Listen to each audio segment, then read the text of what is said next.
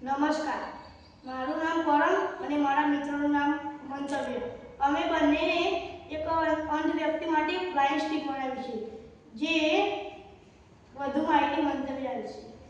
અમે અંધ વ્યક્તિ માટે બ્લાઇન્ડ સ્ટીક બનાવી છે. જ્યારે કોઈ વસ્તુ બ્લાઇન્ડ સ્ટીકના આગળ આવે ત્યારે આ બ્લાઇન્ડ સ્ટીક તેનું બઝર બોલે છે અને અવાજ કરે છે, જેથી કોઈ વ્યક્તિને ખબર પડી જાય છે. અમારી સમસ્યા એ હતી કે એક વ્યક્તિ જતા હતા, તેઓના આગળ પથ્થરો આવી જતા તેઓ પડી ગયા હતા. તેથી અમે આ બ્લાઇન્ડ સ્ટીક બનાવી છે. અમે IR સેન્સરનો ઉપયોગ કરીએ છીએ, જેમાં VCC પિન, ગ્રાઉન્ડ પિન અને આઉટ પિન હોય છે.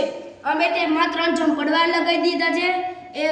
VCC પિનમાં અમે બેટરી અને બઝરનો ધન વાયર જોડી દીધો છે અને ગ્રાઉન્ડ પિનમાં અમે બેટરીનો ઋણ વાયર જોડી દીધો છે અને આઉટ પિનમાં અમે બઝરનો ઋણ વાયર જોડી દીધો છે અને અમે સ્વિચ પણ લગાડી દીધી છે. જ્યારે અમે આ સ્વિચ ચાલુ કરીએ ત્યારે આ પ્રોજેક્ટ વર્ક કરે છે.